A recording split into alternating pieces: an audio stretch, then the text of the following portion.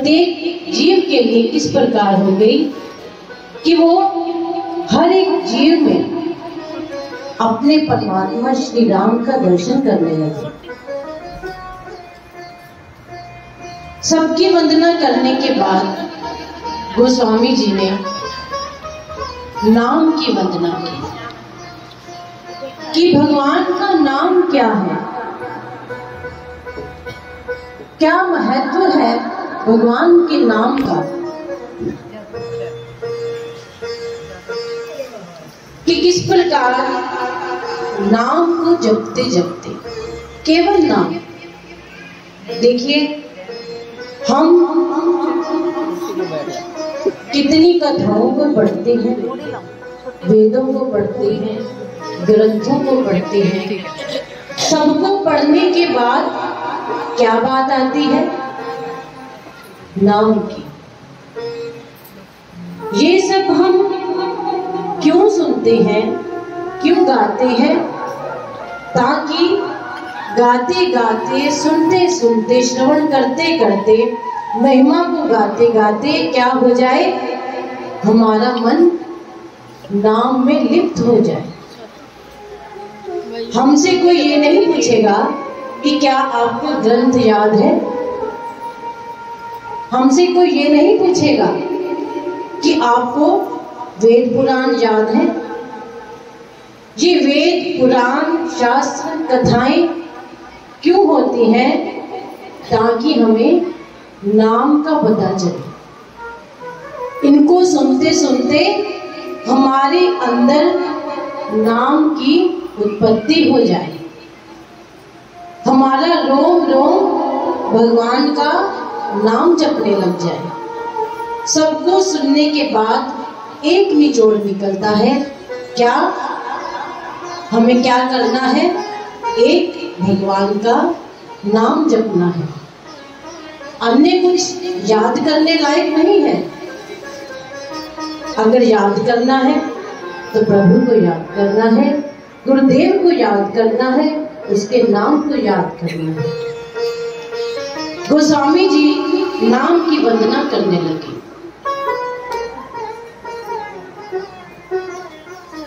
चार युग बने हैं। कौन कौन से चार युग हैं आपको पता ही होगा। पहला सतयुग, दूसरा त्रेता, द्वापर और कलयुग। अब हम सब कहते हैं कि सतयुग बहुत अच्छा था। अच्छा तो था, लेकिन अच्छा होने का लाभ हमें क्या? बहुत अच्छा था।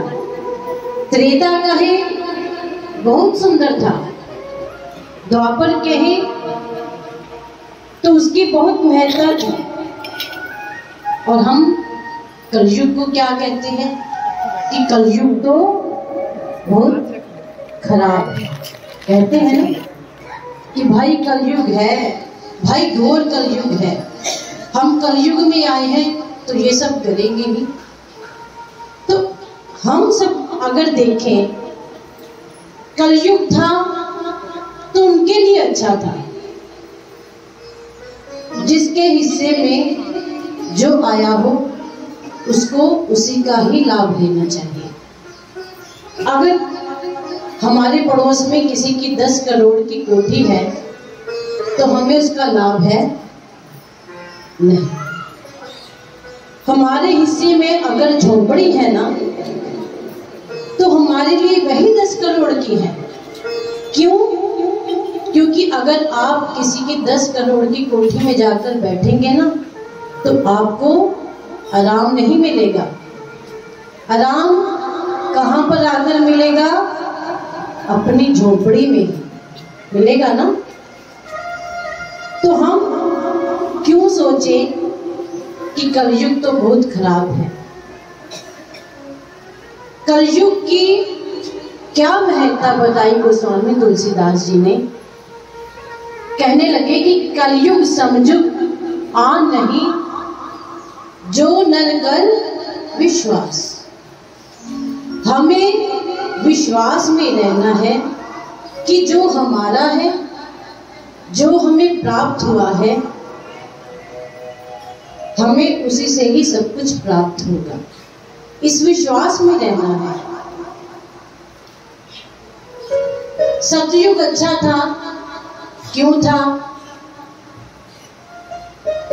तब भगवान से मिलने के लिए महापुरुषों को, ऋषि मुनियों को अनेक अनेक वर्षों तक तपस्या करनी पड़ती थी, तब जाकर भगवान मिलते थे। अब आप भी देखिएगा कि इन सारे युगों में से कौन सा युग अच्छा है। हम कह तो देते हैं कि वो तो त्रेता युग था, तब तो भगवान थे, अब कलयुग है। जब त्रेता युग था तब भगवान को प्राप्त करने के लिए क्या करना पड़ता था? अनेकों अनेकों यज्ञ करने पड़ते थे। इतने यज्ञ करने के बाद भगवान की प्राप्ति होती थी, उनके दर्शन होते थे। और द्वापर युग आया तो क्या हुआ? तब लोगों को अधिक से अधिक पूजा करनी पड़ती थी कि जब वो पूजा करते थे तब वे भगवान से मिल सकते थे, भगवान उनको आकर दर्शन देते थे। लेकिन भगवान को पता था कि ये जो कलयुग का जीव है, ये क्या है? ना तो ये तप कर सकता है, ना ये यज्ञ कर सकता है, और ना ही ये पूजा कर सकता है। अब आप बताएं, हम पूजा कर सकते हैं? यज्ञ तप की तो बात छोड़ दीजिए, ना हम तप के लिए हैं, ना हम यज्ञ के लिए हैं। अगर हम पूजा की बात करें, क्या हम पूजा करते हैं? पूजा करते हुए भी कोई फोन बज गया, आरती करते हुए कहीं बिजनेस के लिए फोन बज गया, तो हम क्या करते हैं? भगवान को ही होल्ड पर डाल देते हैं, फोन उठा लेते हैं, बात करके फिर आरती शुरू कर देते हैं। अब ये कलयुग है, लेकिन जो हमारा परम पिता है, परमात्मा है, उसको अपने हर एक बालक की चिंता है। जिस प्रकार माता पिता को पता होता है कि ये मेरा बालक कितना कार्य कर सकता है, तो माता पिता क्या करते हैं? उसके लिए वैसा ही कार्य ढूंढ देते हैं कि ये इतना कर सकता है, क्योंकि माता पिता है। और वो कौन है? हमारा परम पिता, जिसको अपने प्रत्येक बालक की चिंता है। तो उसने क्या किया?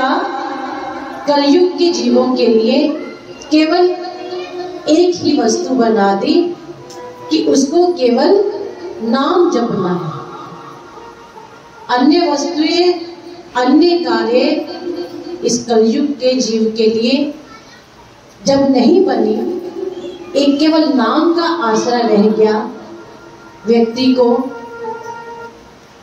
कि केवल अगर आप नाम जपते रहेंगे तो इस भव सागर को पार कर जाएंगे। गोस्वामी जी कहते हैं कि नाम के जपने से हम इस जो भव सागर की धाह को लगा सकते हैं, उसको हम माप सकते हैं। कैसे माप सकते हैं? अगर हम सागर की गहराई को मापना चाहें ना, तो नहीं माप पाएंगे, लेकिन हम भव सागर को, उसकी गहराई को माप सकते हैं। किसके द्वारा? नाम के द्वारा। किस भव सागर की कितनी गहराई है, उससे हमें क्या पता चलेगा? नाम जपते जपते हमें एक दिन ये पता चल जाएगा कि हमारे साथ क्या जाएगा और क्या नहीं जाएगा। नाम जपते जपते हमें इस भव सागर की गहराई का पता चल जाएगा कि नाम जपना क्या है। लेकिन आजकल देखिए, अगर कोई बच्चा भगवान का अधिक नाम जपने लगता है पूजा पाठ करने लगता है तो माता पिता को चिंता हो जाती है। क्या करती है, उसको डॉक्टर के पास ले जाते हैं कि देखिए ये पूजा बहुत अधिक करता है, इसका दिमाग तो ठीक है ना। ये देखिए अधिक पूजा करने वाले बच्चे को माता पिता क्या समझते हैं कि लगता है इसका दिमाग ठीक नहीं है। और वही बच्चा अगर चोरी करने लग जाए ना, चोरी किस प्रकार की, बड़े गर्व से बताते हैं माता पिता कि इसकी सरकारी नौकरी है, ऊपरवार बहुत है, बताते हैं इसकी ऊपरवार बहुत है, सरकारी नौकरी है।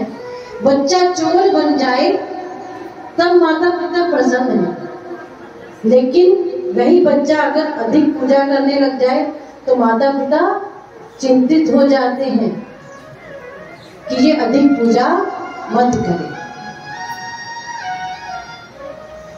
ये नाम की महिमा को बताते हुए क्या बताया कि हमें नाम जपते जपते इस गहराई का, भवसागर की गहराई का जिस दिन पता लग जाएगा तो उस दिन भवसागर को पार करना मुश्किल नहीं होगा। क्यों? क्योंकि नाम जपते जपते भवसागर छोटा नहीं होगा, उसका पानी कम नहीं होगा। क्या होगा, जब हम नाम जपते जाएंगे जपते जाएंगे जपते जाएंगे तो एक दिन क्या होगा, वो भवसागर सूख ही जाएगा और सूखे हुए भवसागर को नाम जपने वाला आसानी से पार करके भगवान तक पहुंच जाएगा। एक बार एक रेल चली कलयुग को पार करने की। टीटी आया, उसने बैठे यात्रियों की टिकट चेक करने के लिए पहले डिब्बे में चढ़ा तो वहां पर सतयुग के लोग बैठे थे। सतयुग का डिब्बा था। टीटी जब चढ़ा, टिकट दिखाने के लिए बोला तो सबने अपने अपने तप की टिकट दिखा दी कि हमने इतनी तपस्या की है। तो टीटी ने कहा कि कलयुग में इस तप की टिकट नहीं चलेगी, आप सभी इस ट्रेन से उतर जाइए। दूसरे डिब्बे में टीटी चढ़ा तो त्रेता का डिब्बा था वो।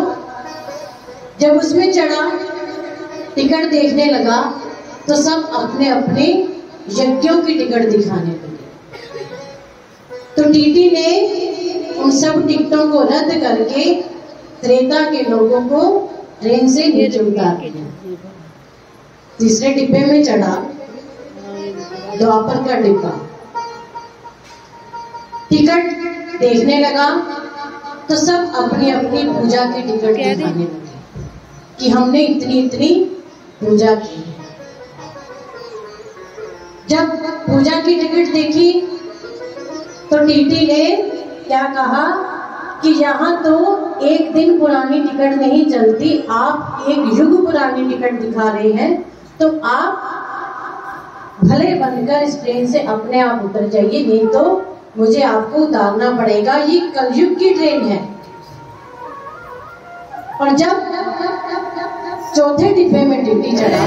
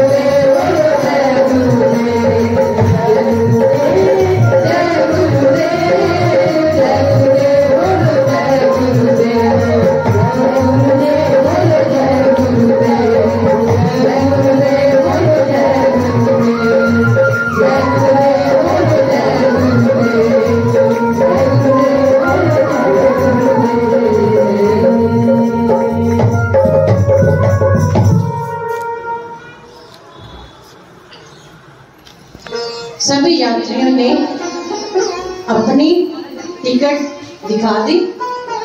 सबने दिखाई है? ईमानदारी से बताइए। ये ही हमारी टिकट है इस कलयुग को पार करने की, और इस याद से इस टिकट को हमेशा अपने पास रखना है। अगर टिकट भूल गए तो हम यात्रा नहीं कर पाएंगे।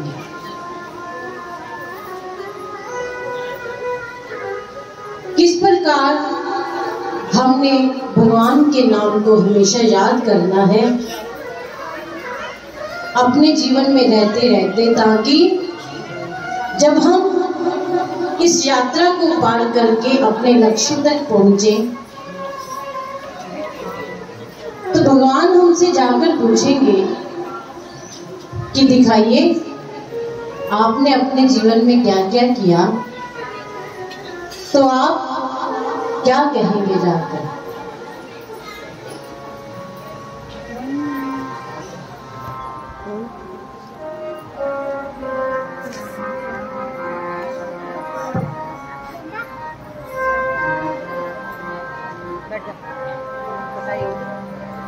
राम गुण गाया नहीं, राम गुण गाया नहीं, आए करके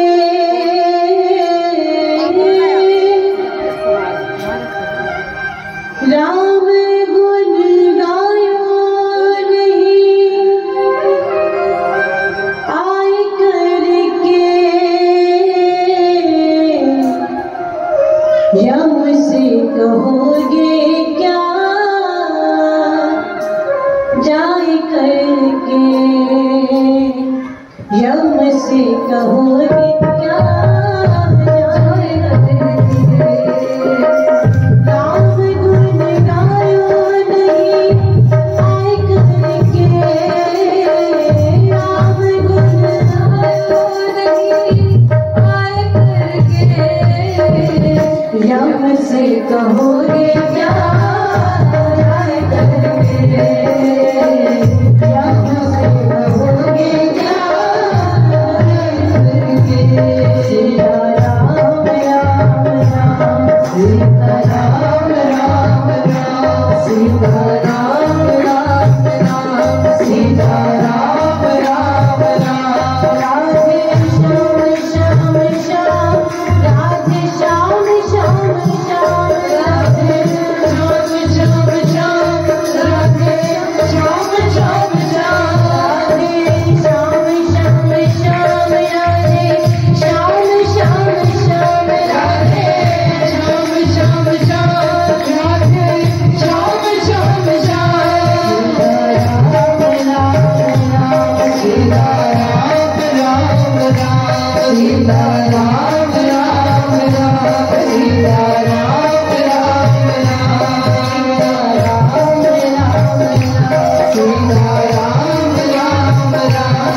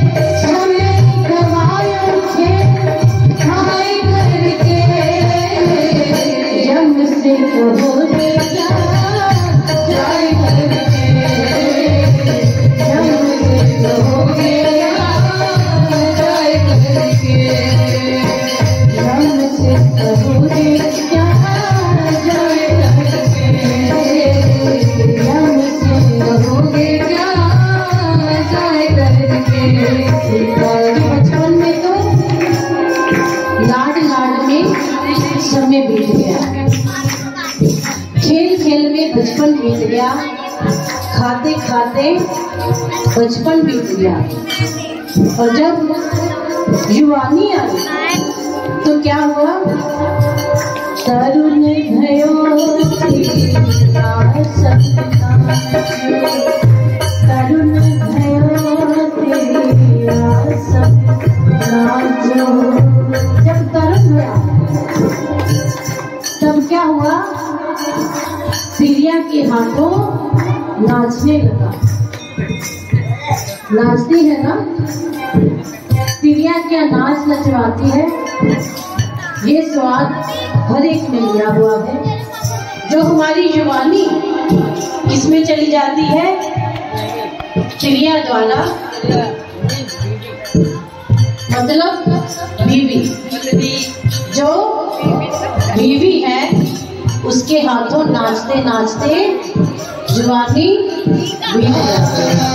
सीता राम राम राम, सीता राम राम राम, सीता राम राम राम, राधे श्याम श्याम श्याम, राधे श्याम श्याम श्याम, राधे श्याम श्याम श्याम, राधे श्याम श्याम श्याम, सीता राम राम राम, सीता राम राम राम, सीता राम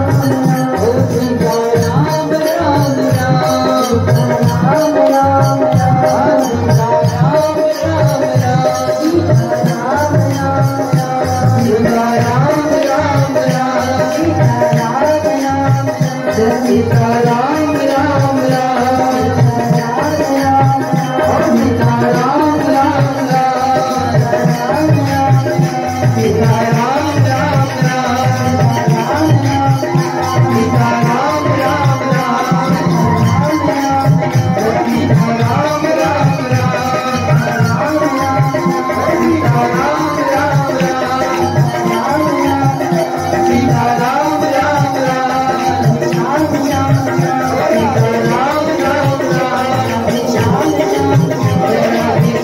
राम, सीता राम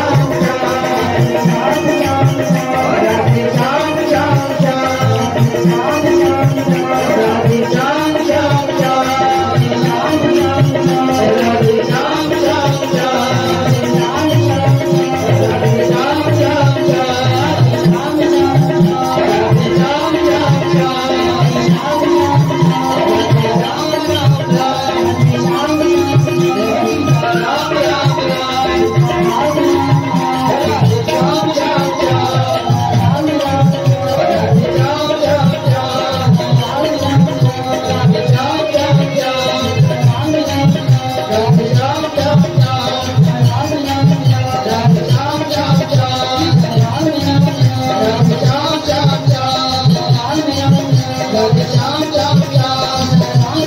सीता राम राम राम, सीता राम राम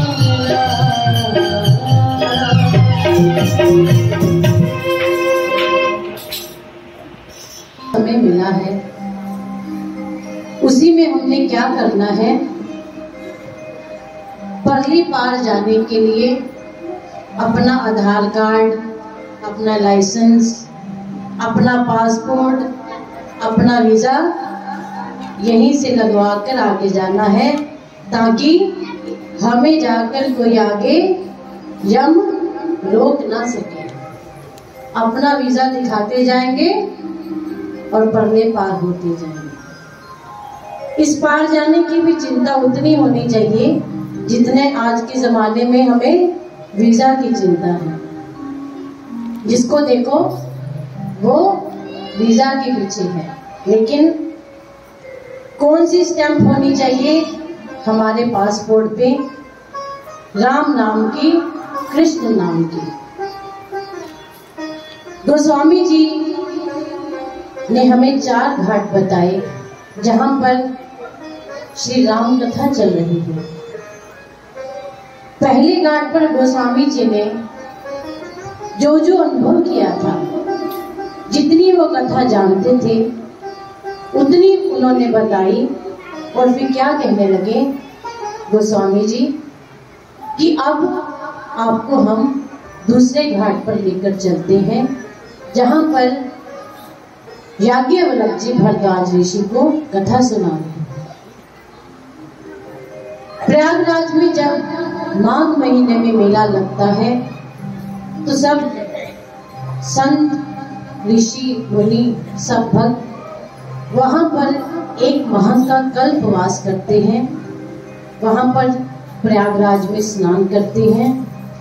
एक माह तक वहां रहने के बाद सब अपने अपने घरों में वापस चले जाते हैं। एक बार जब प्रयागराज में माघ का मेला लगा,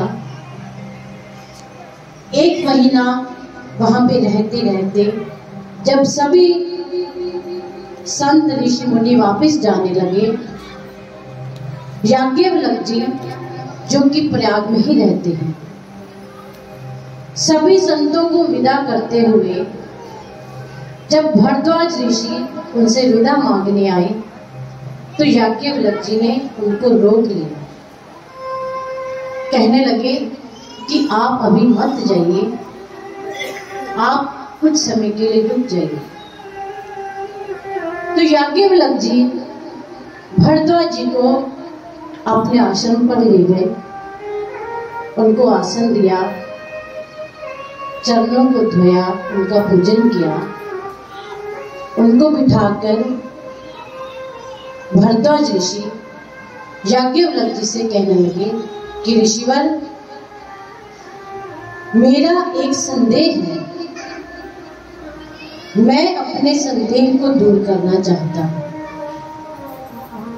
क्या संदेह है, क्या प्रश्न है?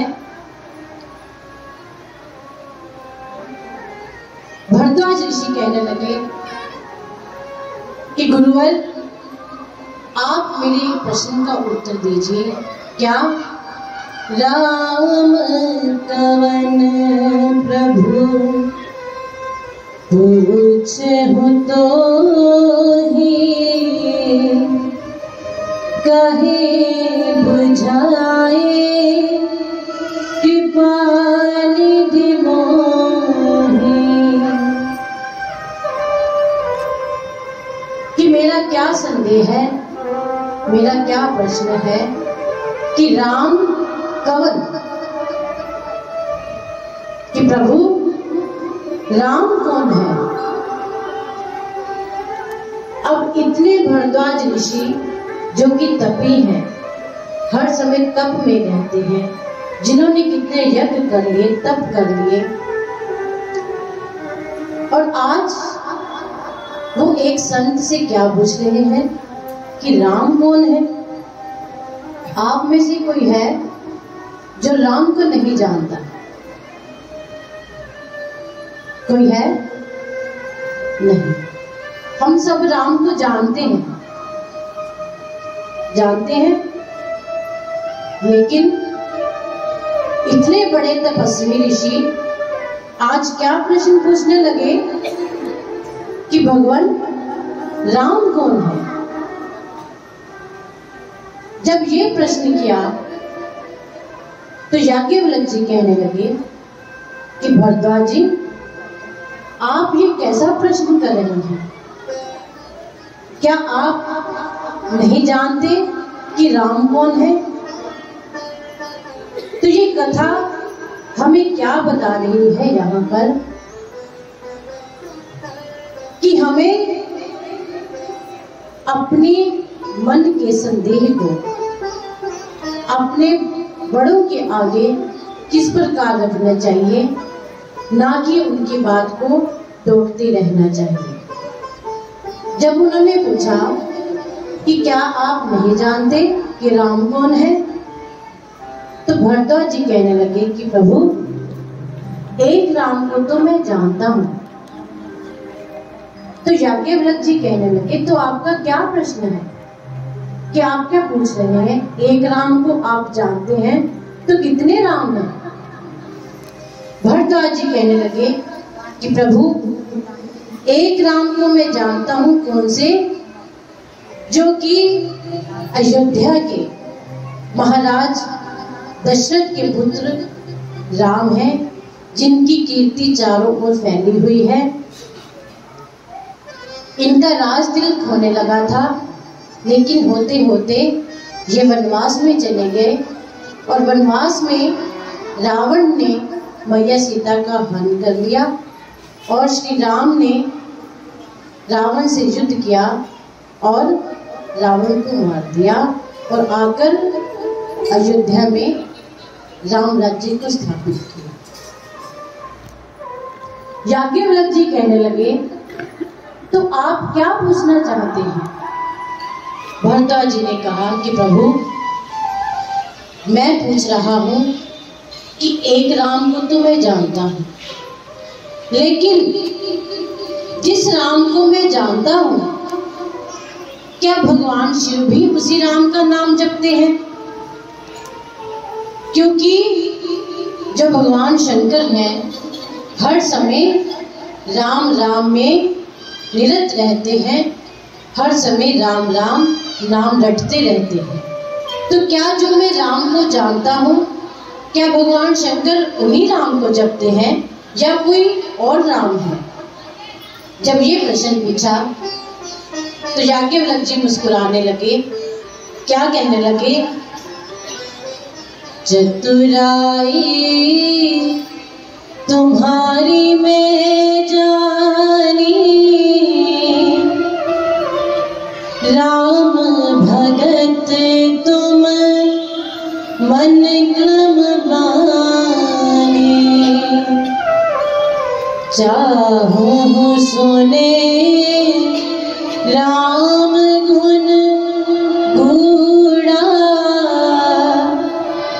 कीन्हु प्रश्न मनोमति मूढ़ा। याज्ञवल्क्य जी कहने लगे कि ऋषिवर, मैं आपकी चतुराई जान गया हूं, आप सब जानते हैं, लेकिन आप मूढ़ बनकर मुझसे प्रश्न पूछ रहे हैं। क्यों? ताकि आप श्री राम की गूढ़ कथा को सुन सके कि जब किसी से कोई ज्ञान प्राप्त करना होना तो उसके आगे मूढ़ बनकर ही बैठना चाहिए।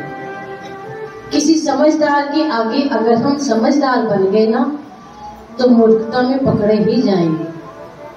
इसलिए समझदार के आगे मूर्ख बनकर बैठना चाहिए, मूढ़ बनकर बैठना चाहिए, तभी हम उससे ज्ञान प्राप्त कर सकेंगे, अन्यथा हम उससे कुछ भी प्राप्त नहीं कर पाएंगे। तो किस प्रकार भरद्वाज जी आज मूढ़ बनकर बैठे हैं याज्ञवल्क्य जी के सामने, और याज्ञवल्क्य जी ने भी कह दिया कि मैं आपकी चतुराई जान गया हूं।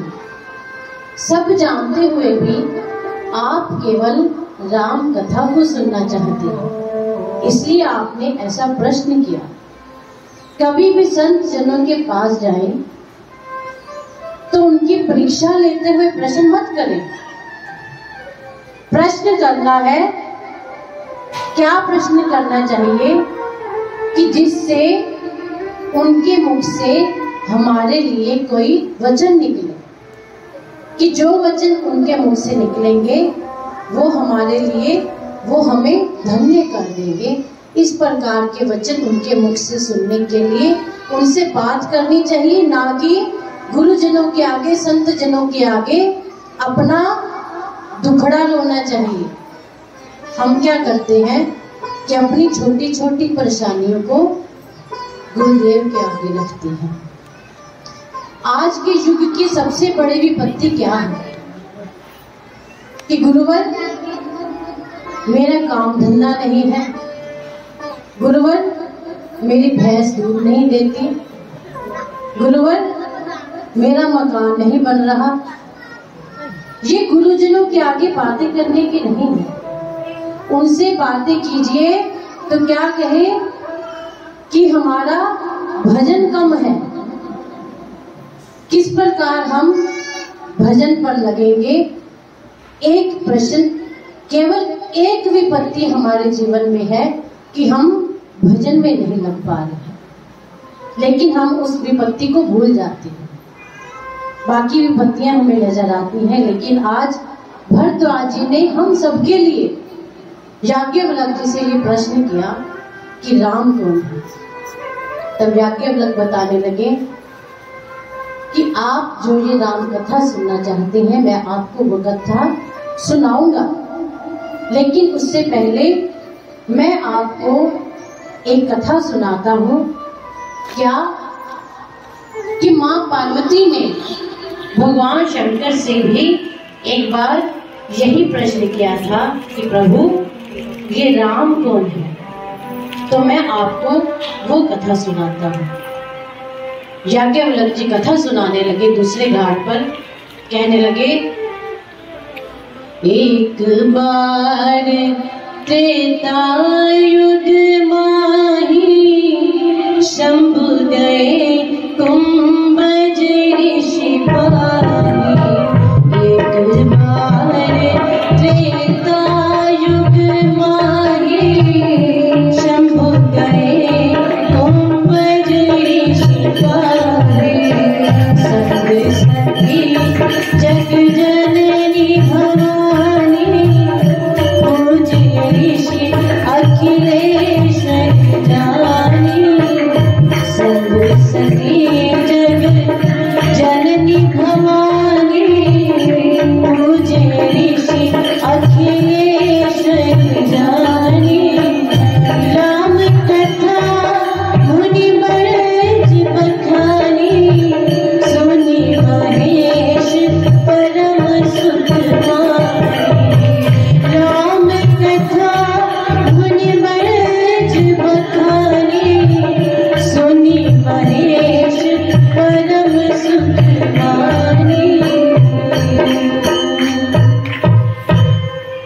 कि एक बार भगवान शंकर मां सती को लेकर, मां सती भगवान शंकर की अर्धांगिनी, जो कि मां पार्वती के पूर्व जन्म की है। मां पार्वती पूर्व जन्म में भगवान शिव की अर्धांगिनी मां सती थी। एक बार भगवान शंकर मां सती को लेकर अगस्त ऋषि के आश्रम पर जाते हैं कथा सुनने के लिए, क्योंकि ये कथा के रसिया हैं। भगवान शंकर और श्री हनुमान जी जब कभी अवसर ढूंढते हैं कि हमें राम कथा सुनने को मिल जाए, तो मां सती को लेकर भगवान शंकर धरती पर आते हैं। कैलाश पर्वत छोड़कर धरती पर आए राम कथा सुनने के लिए। किससे? अगस्त ऋषि से। जब दोनों अगस्त ऋषि के द्वार पर आए, अगस्त ऋषि ने अपने द्वार पर भगवान शंकर को, मां सती को देखा तो आनंद में गदगद हो गए कि प्रभु आज आप मेरे द्वार पर। कितना आनंद होगा जब भगवान हमारे द्वार पर आकर खड़े हो जाएं। अचानक से जब अगस्त ऋषि ने भगवान शंकर के दर्शन किए तो आनंद में झूम उठे। आसन पर विराजमान करके उनके चरणों को धोकर उनका पूजन करने लगे। तो भगवान शंकर मन में सोचने लगे कि ऋषिवर, आप वक्ता होकर श्रोता की पूजा कर रहे हैं। देखिए यहाँ पर कथावाचक अगस्त ऋषि है और श्रोता कौन है? भगवान शंकर और मां सती। जब अगस्त ऋषि भगवान शंकर मां सती की चरणों को धोकर उनका पूजन करने लगे तो भगवान शंकर निहाल होते हैं उनको देखकर कि ऋषिवर, आप का हृदय इतना कोमल कि आज आप अपने श्रोता की पूजा कर रहे हैं। तो देखिए ये विचार है अलग अलग। किस प्रकार भगवान शंकर ने तो ये सोचा, लेकिन मां सती क्या सोचने लगी कि ये कथावाचक होकर श्रोता की पूजा कर रहे हैं। लगता है इनको हमसे कम ज्ञान है। ये हमसे छोटे हैं इसलिए हमारी पूजा कर रहे हैं। तो वहां पर क्या हुआ, मां सती की श्रद्धा खत्म हो गई, और जहां श्रद्धा खत्म होती है वहां कुछ नहीं बचता। श्रद्धा खत्म हो गई। अगस्त ऋषि भगवान शंकर मां सती को कथा सुनाने लगे। भगवान शंकर के मन में श्रद्धा, विश्वास, प्रेम होने के कारण उन्होंने सारी कथा सुनी, लेकिन श्रद्धा खत्म होने के कारण मां सती को कथा नहीं सुनाई दी, क्योंकि जब श्रद्धा ही नहीं तो कथा क्या सुनाई देगी। तो इसका नतीजा क्या हुआ कि मां सती ने कथा ही नहीं सुनी। जब गए थे तो मां सती जगत जननी थी, लेकिन जब कथा सुनकर वापस आने लगे तब वो केवल दक्ष पुत्री सती रह गई, क्योंकि कथा नहीं सुनी। जब वापस आने लगे तो भगवान शंकर सोचने लगे कि कथा सुनकर कानों को तो धन्य कर लिया, अब भगवान के दर्शन भी हो जाते तो ये आंखें भी धन्य हो जाती। तो जब भगवान शंकर मां सती अगस्त ऋषि से कथा सुनने के लिए धरती पर आए थे, वो त्रेता युग का समय था। भगवान राम इस धरती पर अवतरित हो चुके थे। तब समय कौन सा चल रहा था कि जब भगवान श्री राम वनवास में थे और रावण मैया सीता का हरण करके ले जा चुका था। तब भगवान श्री राम भी दंडकारण्य में थे और उसी समय भगवान शंकर आकाश मार्ग से दंडकारण्य वन के ऊपर से जा रहे थे। भगवान शंकर ने सोचा कि त्रेता युग का समय चल रहा है, भगवान श्री राम अवतरित हो चुके हैं, तो क्यों ना उनका दर्शन हो जाता। जब ये बात भगवान शंकर के मन में आई तो उनके भाव भगवान श्री राम तक पहुंच गए। पहुंचते हैं, एक हमारे भावों की इतनी गति है कि जो सब चीजों को छोड़कर तेज रफ्तार से जहां तक हम अपने भावों को पहुंचाना चाहते हैं पहुंच जाती है। तो जो भाव भगवान शंकर के मन में आए वो नीचे धरती पर भगवान श्री राम के पास पहुंच गए। भगवान श्री राम उस समय मैया सीता को खोज रहे थे। जब उनके तक भाव पहुंचे, भगवान शंकर दक्षिण दिशा की तरफ जा रहे थे और भगवान राम तक उत्तर दिशा की तरफ जा रहे थे। लेकिन जब कनेक्शन जुड़ा तो भगवान राम ने क्या किया, रास्ता बदल लिया। उत्तर की बजाय दक्षिण की तरफ चल पड़े कि चलो इधर से मां सीता को ढूंढते हैं। जब दक्षिण दिशा की तरफ जहां पर भगवान शंकर ऊपर आकाश मंडल पर थे, वहीं पर नीचे भगवान राम चलकर स्वयं आ गए अपने भक्त के भाव को पूरा करने के लिए। जब भगवान शंकर ने भगवान श्री राम को देखा तो सोचने लगे कि मैं नीचे जाकर भगवान को प्रणाम नहीं कर सकता। क्यों? क्योंकि वो लीला में है, वो मनुष्य रूप में धरती पर आए हुए हैं। अगर मैं इसी प्रकार धरती पर जाकर उनको प्रणाम करता हूँ तो उनकी लीला में विघ्न पड़ेगा। वो किसी को नहीं बताना चाहते कि वो भगवान है। इसी कारण वो वहीं पर खड़े खड़े भगवान श्री राम को प्रणाम करने लगे। क्या कहने लगे?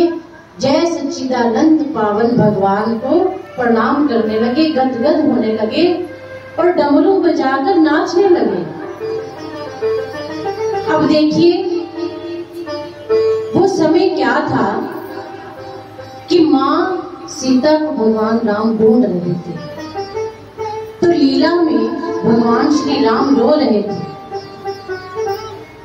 जब भगवान शंकर ने श्री राम को देखा, रोते हुए देखा, तो डमरू बजाकर नाचने लगे। हम अपने किसी प्रिय को रोते हुए देखेंगे तो हम क्या नाचेंगे या रोएंगे? अपने प्रिय के साथ तो हम भी रोएंगे ही ना, नाचेंगे तो नहीं। लेकिन भगवान शंकर नाचने लगे, क्योंकि वो जानते हैं कि भगवान श्री राम क्या कर रहे हैं, लीला कर रहे हैं, लीला में रो रहे हैं। तो क्या सोचने लगे कि अब भगवान मैया सीता को ढूंढ रहे हैं, थोड़ी देर में जाकर जटायु को गति देंगे। उसके बाद भगवान श्री राम माँ शबरी के आश्रम में जाएंगे। उसके बाद भगवान पंपा सरोवर जाएंगे और पंपा सरोवर के बाद भगवान श्री राम ऋषिमुख पर्वत जाएंगे। ये सारा समय भगवान शंकर मिलाने लगे कि इसके बाद क्या होने वाला है। और जब भगवान ऋषिमुख पर्वत पर पहुंचेंगे मां जानकी को ढूंढते ढूंढते, तो वहां पर सुग्रीव मुझे ही हनुमान बनाकर भगवान के श्री चरणों में भेजेंगे। ये सोचकर भगवान शंकर प्रसन्न होने लगे कि आज का दिन आ गया जब मुझे मेरे श्री राम से, मेरे भगवान से मेरी भेंट होने वाली है। ये सोचकर डमरू बजाकर नाचने लगे और प्रणाम करने लगे। तो माँ सती, जिसने कथा नहीं सुनी, जिसने कथा ही नहीं सुनी, उसको क्या पता कि माँ जानकी का हरण हुआ था और ढूंढते ढूंढते भगवान श्री राम लीला में रो रहे थे। अब जिस भी प्रकार का हम देखें, रंगमंच पर कोई लीला करनी हो, तो क्या हम उसमें अपने वास्तविक रूप में आएंगे क्या? नहीं। वास्तविक रूप में अगर कोई, मान लीजिए कोई मैनेजर आकर रंगमंच पर अपना कार्यक्रम करने लगा, तो मैनेजर का पिता आकर रंगमंच पर क्या कहेगा कि ये मेरा पुत्र मैनेजर है? नहीं, वो क्या कहेगा कि ये तो यहाँ पर रंगमंच पर कार्य करने वाला, यहाँ पर उनका एक पात्र ही है। वो नहीं कहेगा कि ये तो मेरा पुत्र है, ये तो मैनेजर है। तो जिसने कथा ही नहीं सुनी, मां सती को क्या पता हो कि भगवान श्री राम लीला में रो रहे हैं। मां सती कहने लगी कि प्रभु, आप तो इस सृष्टि के पालक हैं, आप किसको प्रणाम कर रहे हैं? एक मनुष्य को। भगवान शंकर कहने लगे कि नहीं सती, ये प्रभु श्री राम, ये अनंत अनंत कोटि ब्रह्मांड नायक प्रभु श्री राम हैं, इनको प्रणाम कीजिए। लेकिन मां सती कहने लगी कि क्या भगवान कभी अपनी पत्नी के लिए रोते हैं?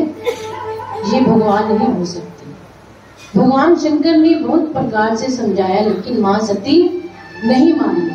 जब नहीं मानी तो भगवान शंकर ने क्या कहा कि आप स्वयं ही जाकर परीक्षा ले लीजिए, तब आपको विश्वास हो जाएगा कि ये कौन है।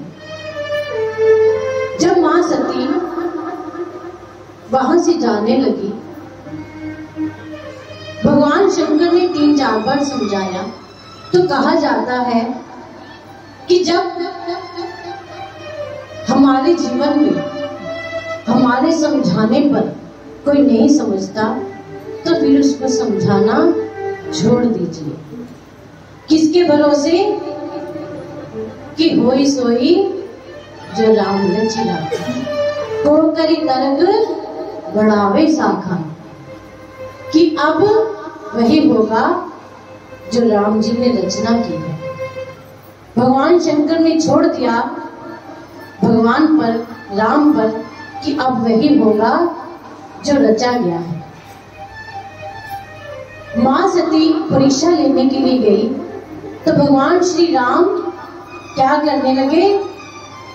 श्री राम जय जय राम। श्री राम जय राम जय जय राम, श्री राम जय राम जय जय राम, श्री राम जय राम जय जय राम, श्री राम जय राम जय जय राम, श्री राम जय राम जय जय राम, श्री राम जय राम जय जय राम, श्री राम जय राम जय जय राम, श्री राम जय राम जय जय राम, श्री राम जय राम जय जय राम, श्री राम जय राम जय जय राम, श्री राम जय राम जय जय राम,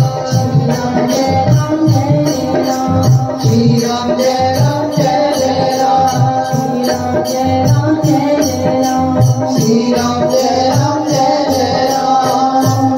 भगवान शंकर माँ सती के जाने के बाद भगवान का नाम जपने लगे। क्यों? क्योंकि जब अनेकों बार समझाने के बाद कहने लगे कि माँ इस वन में आप अकेले क्यों घूम रही हैं? भगवान शंकर कहाँ हैं? जब इतनी बात भगवान श्री राम ने माँ सती को बोली तो माँ सती के पैरों के नीचे से धरती निकल गई कि ये तो अंतर्यामी भगवान प्रभु श्री राम स्वयं है। किसी प्रश्न का उत्तर ना देते हुए माँ सती वहां से वैसे ही वापस चली गई। भगवान शंकर के पास पहुंची। भगवान ने पूछा कि क्या आप परीक्षण ले आई? तो माँ सती कहने लगी कि मैंने जाकर कोई परीक्षा नहीं ली। तो आपने क्या किया? माँ सती कहने लगी कि जिस प्रकार आपने यहाँ से प्रणाम किया मैंने वहां जाकर प्रणाम किया। भगवान शंकर सोचने लगे कि मैंने इतना मनाया तब तो ये मानी नहीं थी, वहां जाकर कैसे मान गई? भगवान शंकर ध्यानवस्थित होकर देखने लगे कि माँ सती ने आज मेरी माँ जानकी का रूप ले लिया। जब माँ सती ने जाकर भगवान शंकर को कहा मैंने कोई परीक्षण नहीं लिया, तो ये भगवान शंकर सोचने लगे कि माँ सती मुझसे झूठ नहीं बोल रही। किसने झूठ बोला? कि जो माँ सती ने माया का रूप धारण किया था सीता का, तो ये माया ही आज माँ सती से झूठ बुलवा रही है।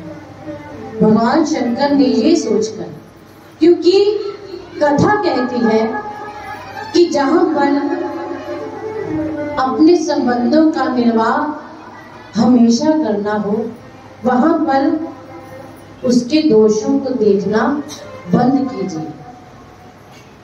जब तक हम उसके दोषों को देखते रहेंगे तब तक हमारे संबंधों में तालमेल नहीं बैठेगा।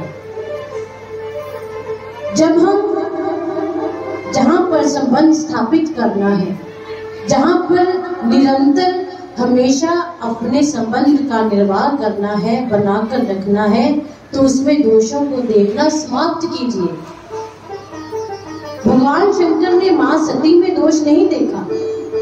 किसमें दोष देखा? कि ये माया है, ये माया ने मुझसे झूठ बोला है।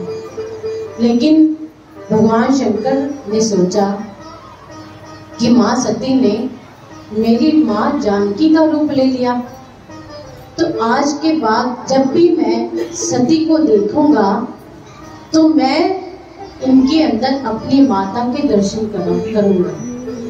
जब भी मैं सती को देखूंगा तो इसमें मुझे अपनी माँ जानकी नजर आएगी। तो अब मैं सती से ग्रस्त धर्म का निर्वाह नहीं कर सकता।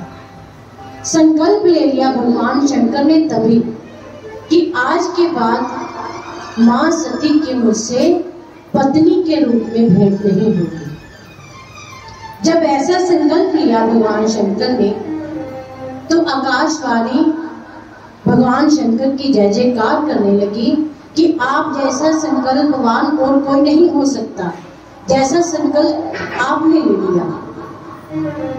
जब आकाशवाणी जय जयकार करने लगी, माँ सती ने पूछा कि प्रभु आपने कौन सा संकल्प ले लिया? तो भगवान शंकर ने मौन रहते हुए कुछ कहा नहीं। ये नहीं सोचा कि आज मैं सत्य को प्रकट कर दूं, क्योंकि वे जानते थे कि अगर मैंने आज ही सत्य को बता दिया तो मां जानकी व्यथित हो जाएगी, मां सती व्यथित हो जाएगी। मौन रहते हुए कैलाश पर्वत पर पहुंचे और जाकर भगवान शंकर ने अपने आसन को लगाया और समाधि में स्थित हो गए। क्यों? यदि वे समाधि में रहेंगे तो मां सती को कोई उत्तर नहीं देना पड़ेगा। 87,000 वर्ष बीत गए, भगवान शंकर समाधि में स्थित रहे। अगर हम सोचें कि 87,000 वर्ष, तो गोस्वामी जी की लेखनी देखिए कि किस प्रकार उनका एक एक रामचरितमानस का एक एक शब्द कैसे लिखा कि किसी के मन में कभी कोई संदेह ना आए कि 87,000 वर्ष तक भगवान शंकर समाधि में स्थित रहे कि तजी समाधि शंभु अविनाशी। जो अविनाशी है, जिनका कभी नाश ही नहीं हो सकता, तो उनके लिए 87,000 क्या, तो उनके लिए 87 करोड़ क्या। 87,000 वर्ष तक मां सती ने भगवान शंकर का इंतजार किया और एक दिन भगवान शंकर अपनी समाधि से जगे और जागते ही राम का नाम लेने लगे। जब भगवान शंकर समाधि से जगे तो मां सती इसी अवसर की प्रतीक्षा में थी कि कब भगवान जगे। जब जगे तो भगवान शंकर ने मां सती को वाम अंग में ना बिठाकर अपने सामने बिठाया, क्योंकि मां सती वामांग का अधिकार खो चुकी थी। और जब भगवान शंकर ने मां सती की व्यथा को देखा कि इतने वर्ष से सती इतने कष्ट में है, तो इसके दुख को दूर करना चाहिए। भगवान शंकर सती के दुख को समाप्त करने के लिए क्या करने लगे कि राम कथा को सुनाने लगे कि सभी व्यथा को समाप्त करने का एक ही उपाय है। क्या है? इसे श्रवण कर मिट जाती है। किसे? कथा। कथा श्रवण कर मिट जाती है, जन्म जन्म की व्यथा जय जय राम कथा, जय श्री राम कथा,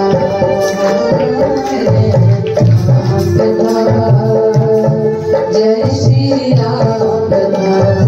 इसे श्रवण कर मिट जाती है, कथा श्रवण कर मिट जाती है, कथा श्रवण कर मिट जाती है, श्रवण कर मिट जाती है, जन्म की व्यथा जय जय राम कथा, जय श्री राम कथा, जय राम कथा, जय श्री राम कथा,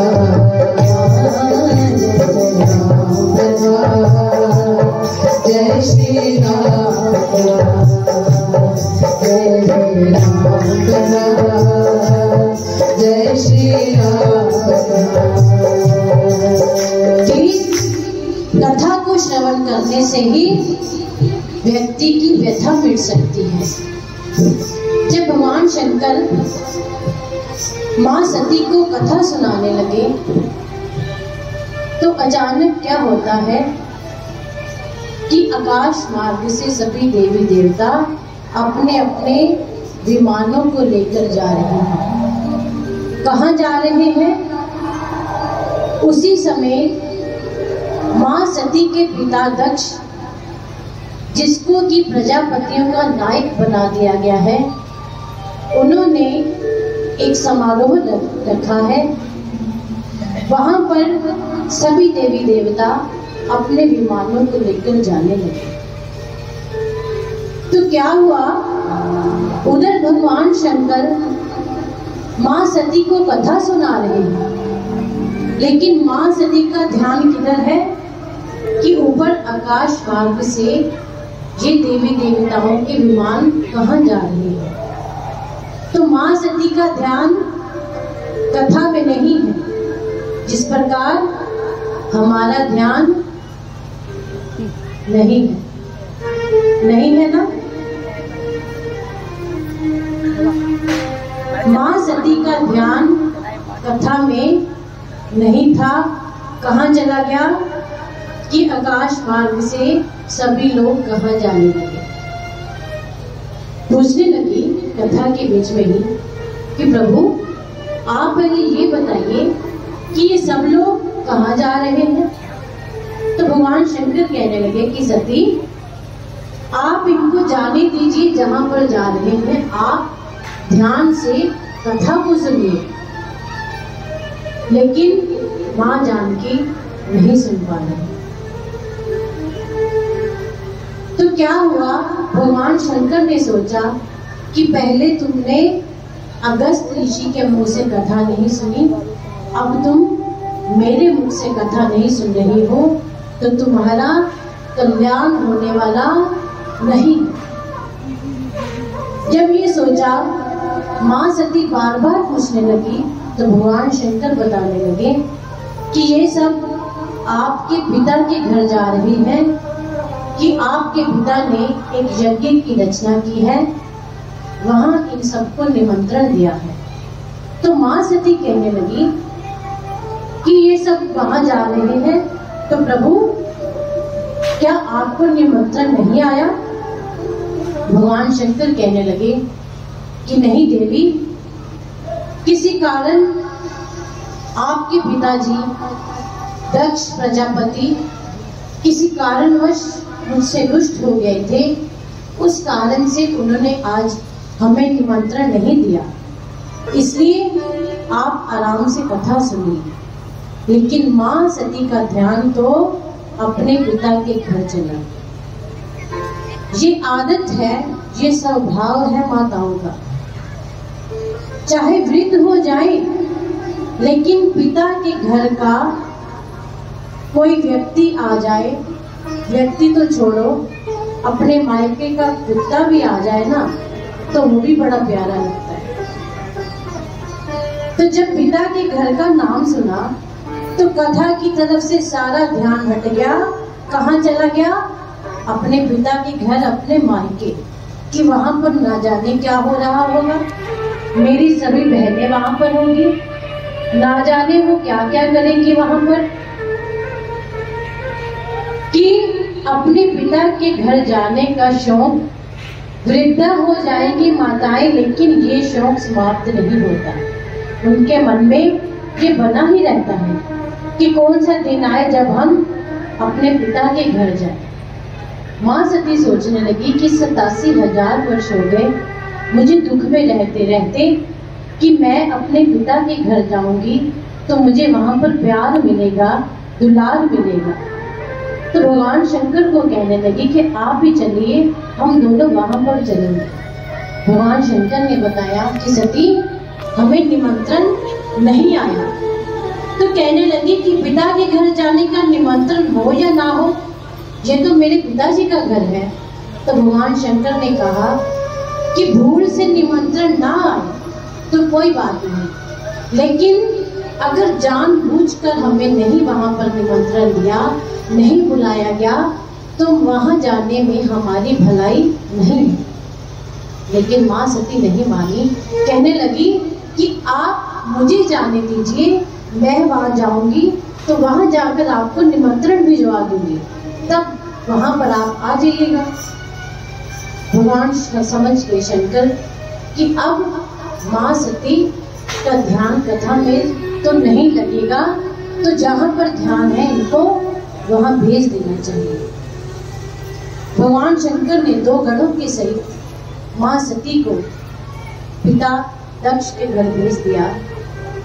माँ सती गई, वहां जाकर सबको देखा कि वहां से मुझे प्यार मिलेगा। देखना तो दूर, प्यार देना तो दूर, किसी ने उनकी तरफ ध्यान तक नहीं दिया। क्योंकि जो अपने मन की शांति को छोड़कर बाहर की शांति को ढूंढने आई हो, तो क्या उसको शांति मिलेगी? नहीं। जो कथा को छोड़कर शांति प्राप्त करने जा रही हो, तो वहां पर जाकर भी उसको शांति नहीं मिलेगी। वहां पर जाकर क्या देखा माँ सती ने कि कोई मुझे बुला ही नहीं रहा। एक माता केवल आकर मुस्कुराकर मिले, बाकी बहनें तो उसको देखकर हंसने लगी। किसको तो निमंत्रण भी नहीं भेजा था, ये स्वयं ही मुंह उठाकर चली आई। इतना देखते हुए जब यज्ञशाला में माँ सती जाती है तो क्या देखती है कि वहां पर सभी देवी देवताओं को तो उनका आसन दे रखा है, लेकिन मेरे पति का आसन नहीं है। यज्ञशाला में जाती है और देखती है कि वहां जाकर अपने पिता को देखा और सोचने लगी कि सभी देवी देवता बैठे हैं, लेकिन मेरे पति का आसन उनका सम्मान नहीं है। तो क्या कहने लगी माँ सती कि यहाँ पर क्रोध में आ गई। क्रोध में आकर उनके नेत्रों से अंगारे बरसने लगे, उनकी वाणी से अंगारे बरसने लगे। कहने लगी माँ सती क्रोध में आकर कि ऐ मुनिंदाओ, यहाँ पर जो भी आए हैं, जिन्होंने मेरे पति शंकर की निंदा की है या सुनी है, मेरे पति केवल मेरे पति नहीं, वो तो जगत पति हैं। जिन्होंने भी उनकी निंदा कही है या सुनी है, आज उनका अनिष्ट होने वाला है, आज उनका कल्याण होने वाला नहीं है। इतना कहते कहते जब माँ सती क्रोध में आ गई तो कहते कि वेद मंत्रों उनके उच्चारण गलत होने लगे, धरती डगमगाने लगी, देवताओं के आसन डोल गए। और कहते कहते माँ सती क्रोध में आते आते उन्होंने अपने दाएं पांव के अंगुष्ठ से योग अग्नि को प्रकट कर दिया और कहने लगी कि जिस पिता के शुक्र से मेरा ये शरीर बना है, अब उस पिता के शुक्र के शरीर को मैं अब नहीं रखूंगी, इसको मैं समाप्त कर दूंगी। ये कहते कहते माँ सती ने अपने अंगुष्ठ से योग अग्नि को प्रकट किया और अपने आप को उसी में भस्म कर लिया, कर यज्ञशाला में गिरा दिया। ये यज्ञ जो दक्ष प्रजापति कर रहे थे, आज उनके यज्ञ को गणों ने, भगवान शंकर के वीरभद्र ने भस्म कर दिया। कहा जाता है कि यज्ञ तो अच्छे के लिए किया जाता है, तो आज ये यज्ञ संपूर्ण हुए बिना ही नष्ट कैसे हो गया? तो कहने लगे कि जो यज्ञ जब तब किसी का अनिष्ट करने के लिए किया जाता है, वो कभी संपूर्ण नहीं होता। कि आप किसी प्रकार इनके यज्ञ को पूरा कीजिए। तब भगवान शंकर आए, उन्होंने दक्ष के धड़ पर बकरे का सिर लगाया और यज्ञ को पूर्ण करवाया। तो वर मांगा था, भगवान ने उनके वर को संपूर्ण किया और उसी कारण आज जो माँ सती थी, उनको हिमाचल और मैना के घर माँ पार्वती के रूप में जन्म दे दिया। बोलो मैया पार्वती की जय। और जहाँ पर श्रद्धा उत्पन्न होती है, वहाँ पर सब प्रकार की रिद्धि सिद्धियाँ सब प्रकार के भोजन स्वयं आकर भगवान आकर दर्शन देते हैं। जहाँ पर श्रद्धा उत्पन्न हो जाती है वहाँ साधु संत स्वयं आ जाते हैं। तो जब माँ पार्वती ने हिमाचल और मैना के घर जन्म लिया तो सभी साधु संत वहाँ आकर उनका दर्शन करने लगे। सभी रिद्धि सिद्धियां आकर उनको प्रणाम करने लगे।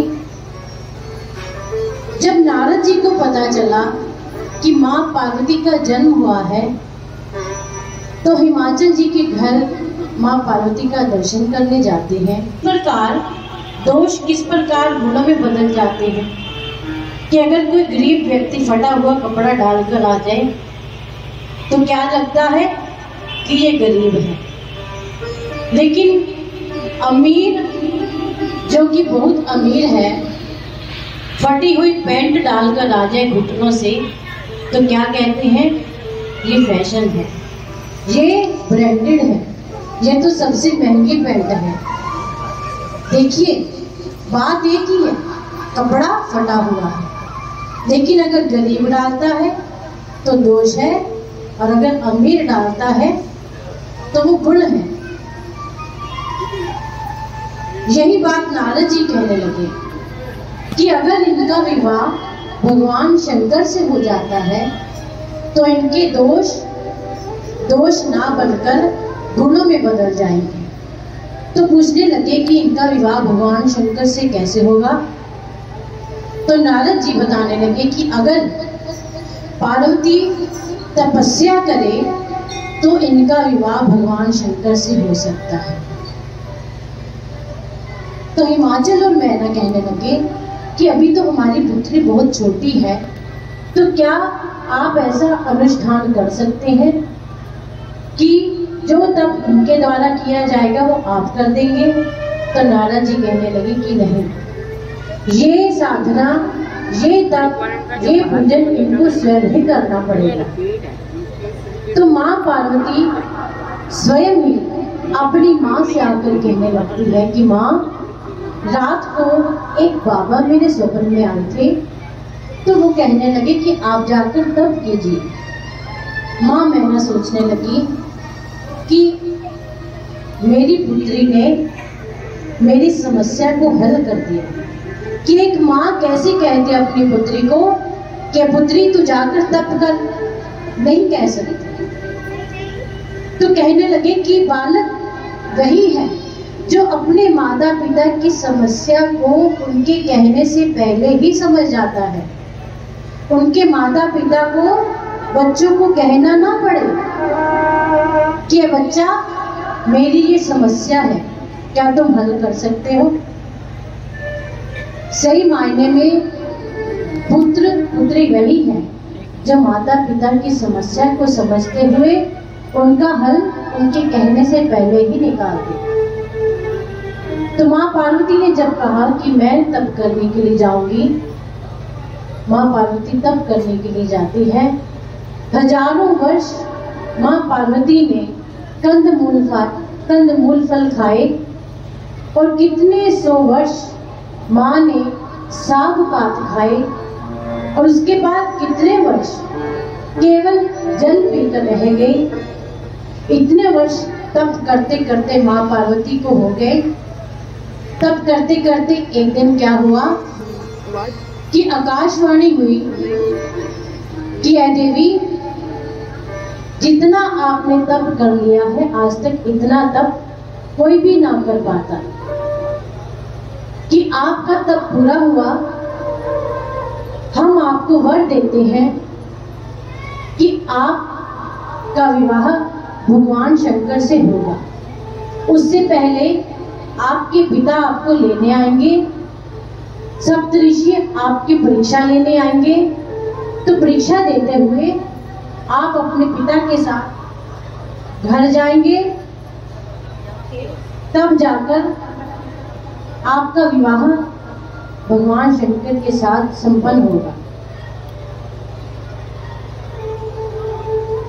इतनी बात कहकर गोस्वामी तुलसीदास जी कथा के प्रसंग को वहां लेकर जाते हैं। कहाँ? जब माँ सती ने अपने देह को भस्म किया था।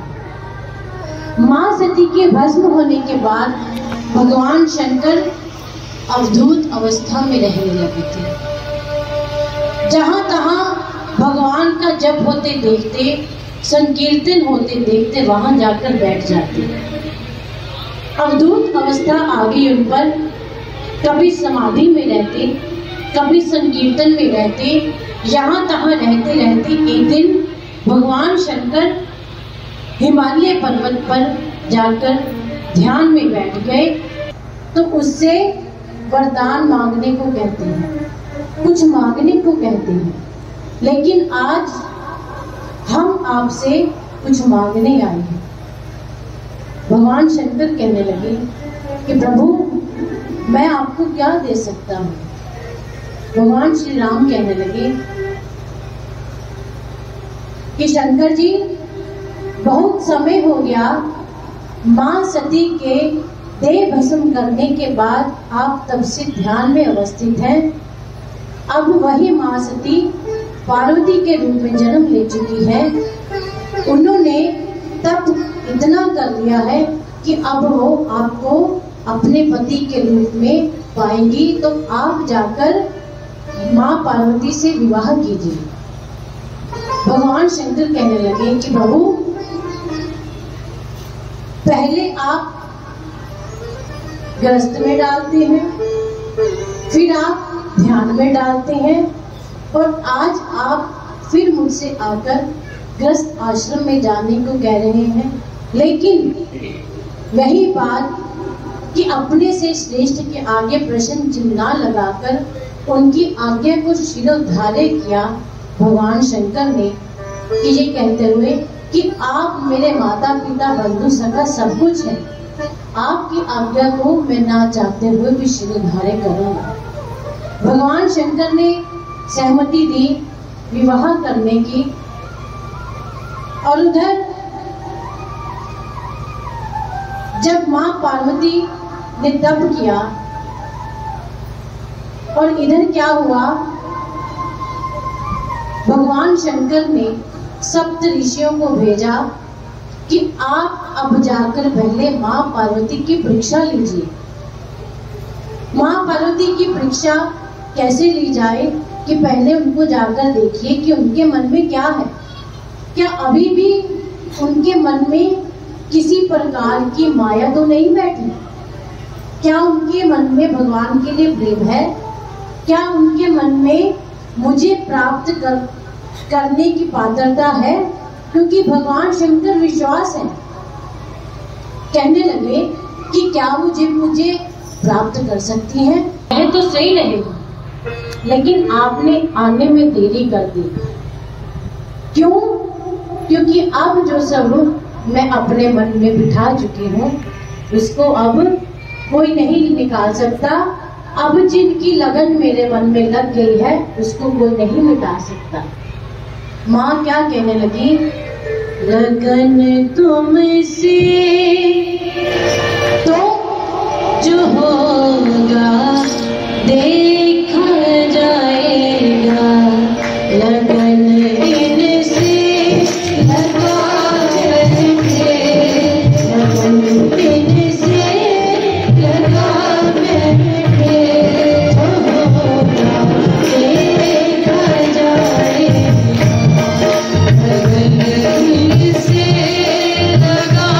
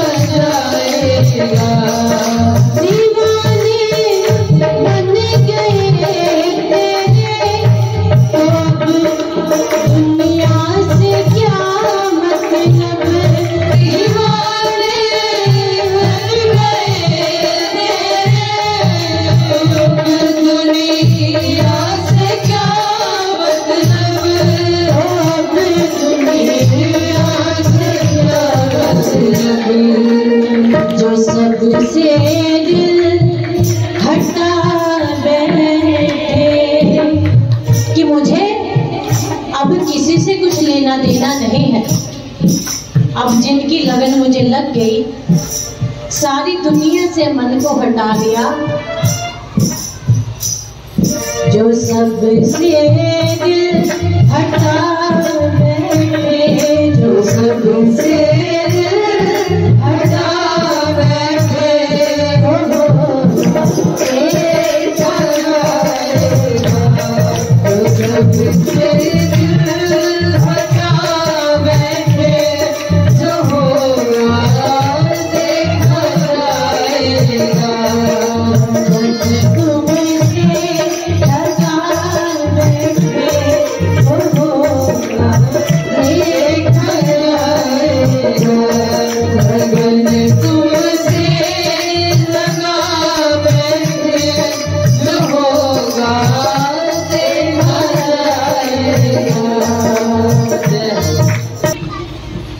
पार्वती के संकल्प को, उनकी प्रतिज्ञा को सुना कि वो कहने लगी कि मैं इस जन्म की नहीं, मैं जन्म जन्मांतर की प्रतिज्ञा लेकर बैठी हूँ कि विवाह करूंगी तो भगवान शंकर से ही करूंगी। तो ऐसी परीक्षा को लेकर जब सप्तऋषि भगवान शंकर के पास पहुंचते हैं और उनको जाकर बताते हैं कि हे प्रभु, कि माँ पार्वती तो सब कुछ छोड़कर आपसे लगन लगाकर आपकी प्रतीक्षा में बैठी है, वो केवल दिन रात आपका ही नाम जप कर रही है, तो आप अब उनसे जाकर विवाह कीजिए। जब भगवान शंकर ने इस प्रकार माँ पार्वती के तप को सुना, उनके प्रेम को सुना, तो क्या हुआ, उनकी बात सुनते सुनते भगवान शंकर फिर ध्यान अवस्था में चले गए। देखिए, एक हम है कि हमें सुख हो दुख हो तो हम कहाँ जाते हैं, हम अपना रोना रोने लगते हैं।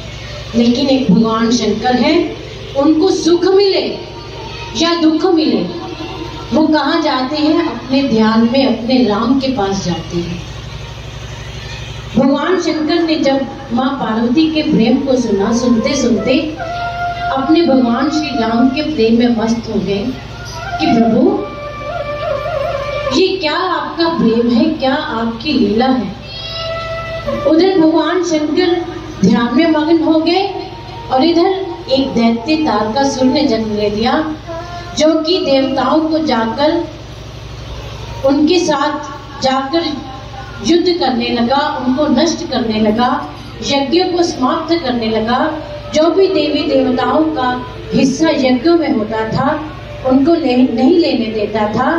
जब ये देखते देखते देवी देवता इतने त्रासित हो गए, इतना त्रास देने लगा, तो सभी देवी देवता ब्रह्मा जी के पास पहुंचते हैं कि ये तारकासुर है, जिसको आपने वरदान दिया है, इसको आप अब नष्ट कीजिए, इसको समाप्त कीजिए, इसका अंत कीजिए।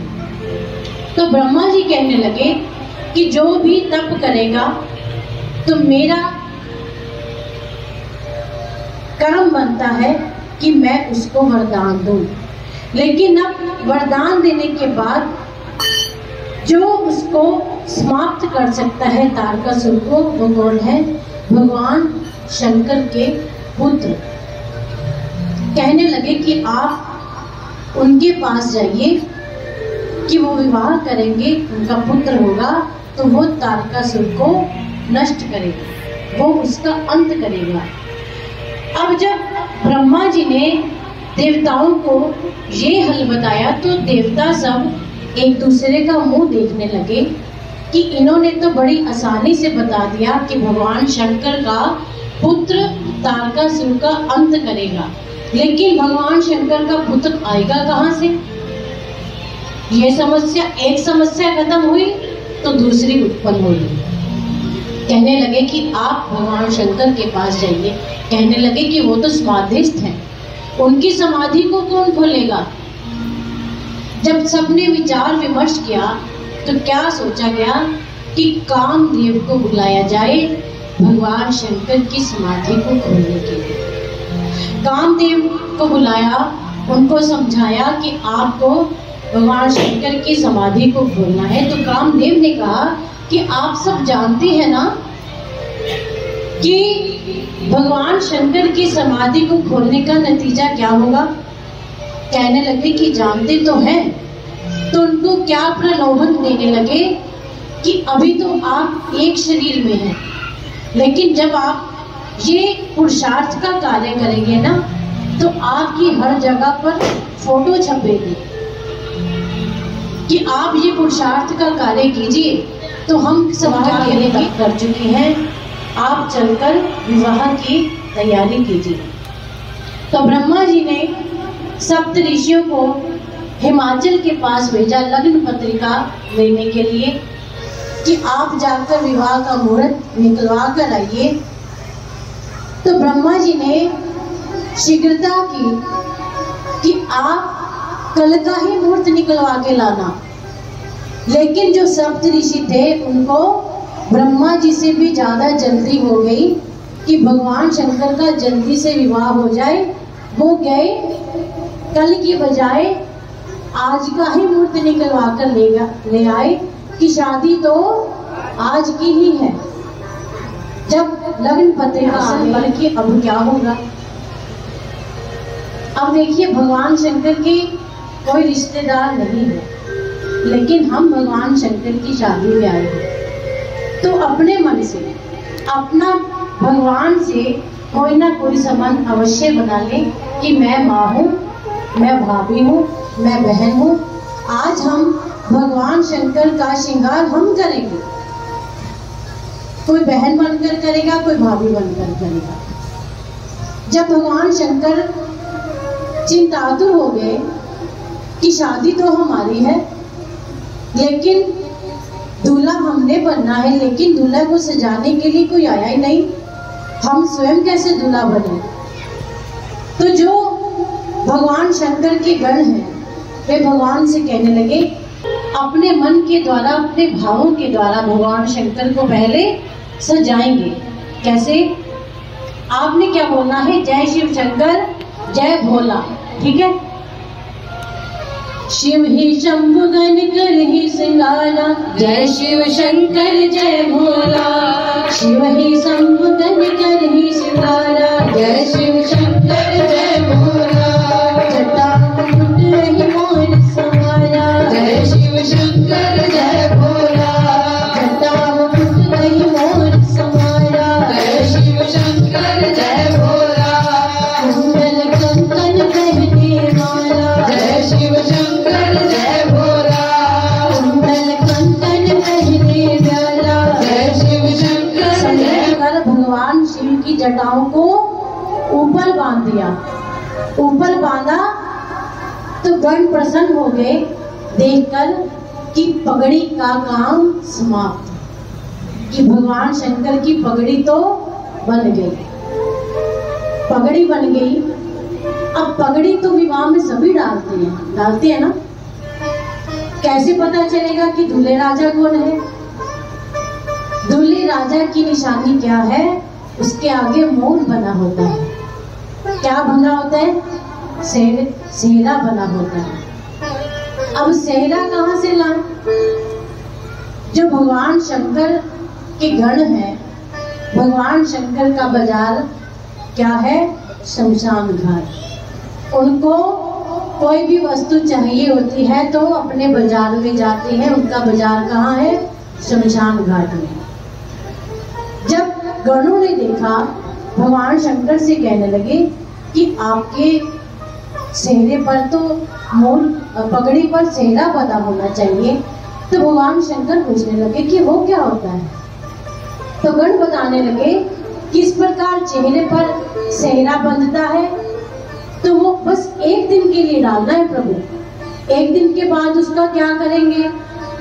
तो गण कहने लगे कि एक दिन के बाद उसको विसर्जन कर देंगे, उसके बाद वो काम आने वाला नहीं है, वो एक ही बार डलेगा। तो भगवान शंकर कहने लगे कि ऐसा मोह मुझे मत बांधना, मैं जिसको एक बार धारण कर लेता हूँ फिर मैं उसको नहीं छोड़ता।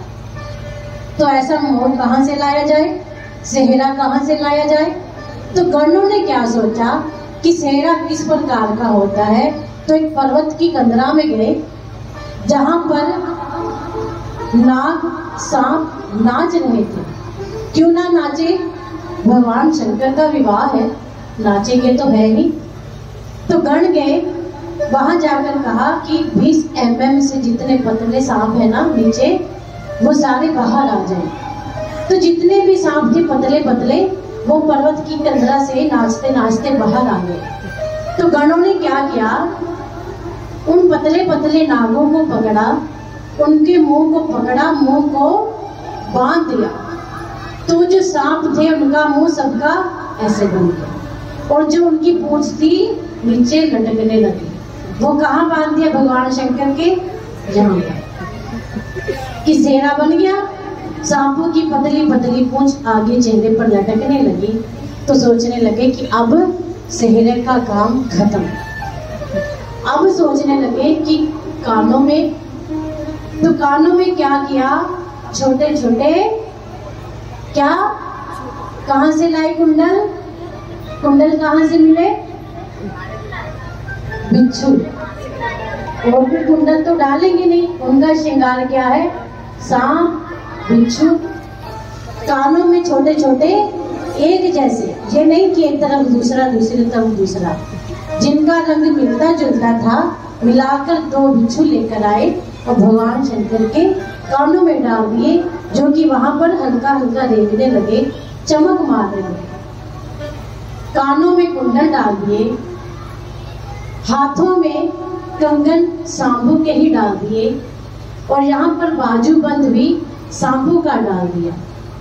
भगवान शंकर का जब श्रृंगार देखा कि सभी सांपों का श्रृंगार कर दिया, तो कहते हैं सांप क्या है, काल है, कि जो हमेशा सांपों को धारण करता है, जो काल को धारण करता है, वो कालों का काल महाकाल है। बोले भगवान शंकर की। वो महाकाल ने आज अपने शरीर पर नागों को सांपों को धारण करके श्रृंगार कर लिया। तो जब ये श्रृंगार हो गया तो गण सोचने लगे कि गले में माला तो है नहीं, दूल्हे के गले में तो माला भी डलती है, अब कड़कते हुए नोट कहां से लाएंगे। क्या सोचा, ना तो यहाँ पर फूल बनते हैं और ना यहाँ पर रुपए हैं, नोट हैं जो कि माला बनाई जाए। तो माला किसकी बनाई, शमशान में गए, वहां पर 15-20 नर मुंडों को उठाया, एक लंबे से सांप में पिरोया और भगवान शंकर के गले में नरमुंडों की माला पहना। अब वक्षस्थल पर जनेऊ कहां से आए, तो वासुकी सर्प को पकड़ा और भगवान शंकर के वक्षस्थल पर स्थापित कर दिया कि ये भगवान का जनेऊ है, श्रृंगार कर रहे हैं भगवान शंकर का। अब सोचा कि बाकी सब तो हो गया, कि अब दूल्हे को गोरा कैसे किया जाए, भगवान शंकर का फेशियल कैसे किया जाए, पाउडर कहां से आएगा। तो सोचा एक गण ने कि अभी अभी जब मैं शमशान गया था ना, तो वहां पर एक चिता जल रही थी, गए उसकी गरम गरम भस्म को उठाया और भगवान शंकर के शरीर पर पोत दिया। थोड़ा सा नहीं लगाया, जितनी भस्म लेकर आए थे भगवान शंकर के सिर पर पोत दी। और भगवान शंकर तो पहले ही कर्पूरम करुणावतारम है, वे तो पहले से कपूर जितने गोरे हैं। तो आप सोचें, विचार करें कि जो पहले से इतने गोरे हैं, उनके ऊपर जब भस्म लगा दी गई, पूरे शरीर को श्वेत कर दिया, तो कैसा रूप आज भगवान शंकर का लग रहा होगा। इसके बाद गोस्वामी जी वर्णन कर रहे हैं श्रृंगार का, कि भगवान शंकर के श्रृंगार में 2 ही चीज हमारे लायक सुंदर है। उनके लिए तो सब सुंदर है, लेकिन हमारे लायक क्या था कि उनके ललाट पर जो एक चंद्रमा है और उनकी जटा में जो मैया गंगा है। जब ऐसे स्वरूप भगवान शंकर ने धारण किया तो दूल्हा बनकर भगवान शंकर बैठ गए। भगवान शंकर तैयार होकर बैठ गए। जब पूरा समय हो गया बारात के निकलने का, सब देवता आए। आकर देवताओं की देवियां, जिस प्रकार देवी को शौक होता है कि दूल्हा कैसा है, दूल्हे को देखकर आए।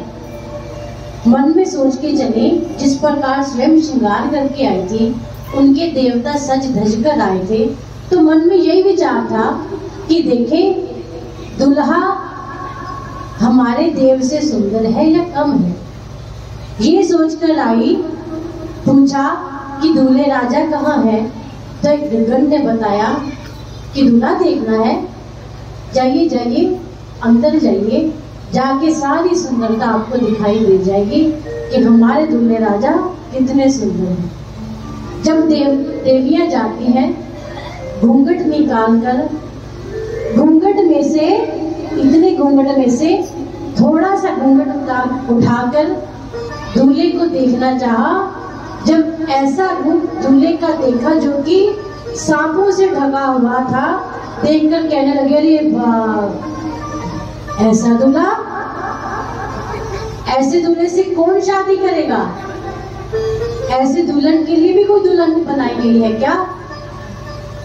और एक दूसरे को ले जाने लगी कि आओ आओ तुम्हें दूल्हा दिखाते हैं, आज का दूल्हा कैसा है।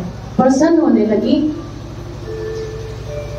जब भगवान शंकर को दूल्हा रूप में देवताओं ने देखा तो उनको लगा कि हम तो ऐसा तैयार होकर आए थे कि सबकी दृष्टि हमारे पर ही जाए, लेकिन ये ऐसा दूल्हा है, इसको देखने के बाद हमें कौन देखेगा?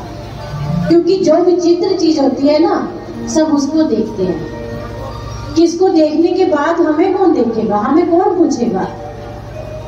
तो सबने क्या विचार किया कि इनको यहाँ पर छोड़कर हम अपनी बारात लेकर पहले निकल जाते हैं, क्योंकि अगर इनकी बारात हमारे साथ जाएगी तो हमें चाय नाश्ता नहीं मिलेगा, सब इनके ध्यान में लग जाएंगे। तो सब देवता तो निकल गए। ब्रह्मा जी से कहने लगे नारायण जी कि हम सब अपनी बारात को लेकर चलते हैं, क्योंकि वे जानते हैं कि आज भोले बाबा की शादी है।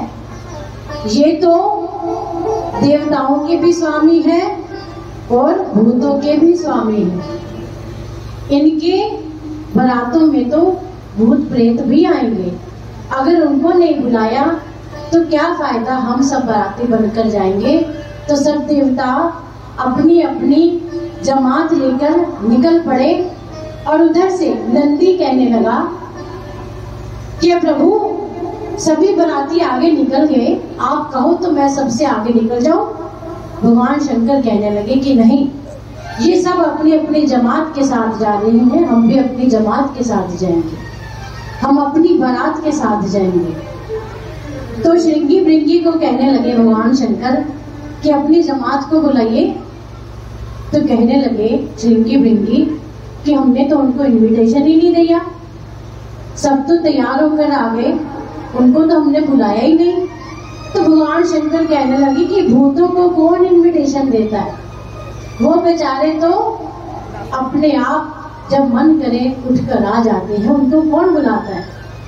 तो भगवान शंकर कहने लगे श्रृंगी को कि निकालो अपनी झोली में से ततोइया और अपना ततोइया, अपना शंख भूको और अपनी जमात को बुलाओ।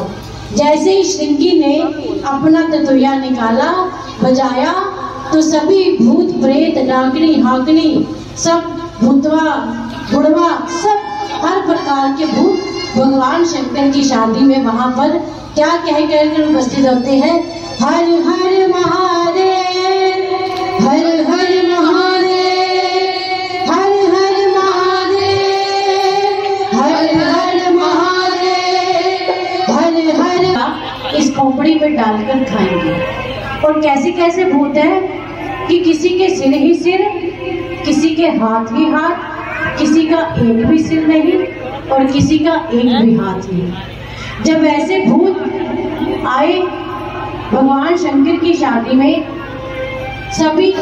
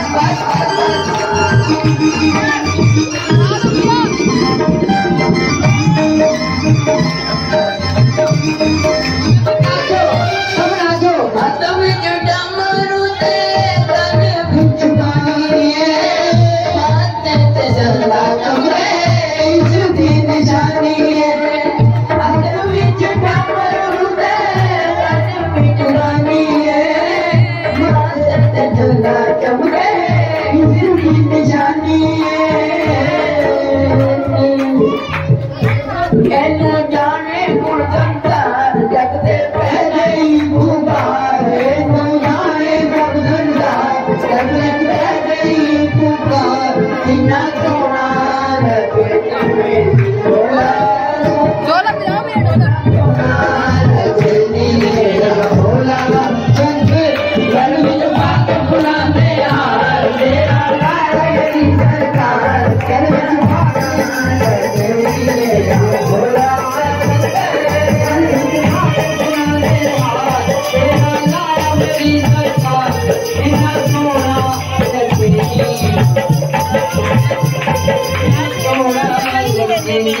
बोला शंकर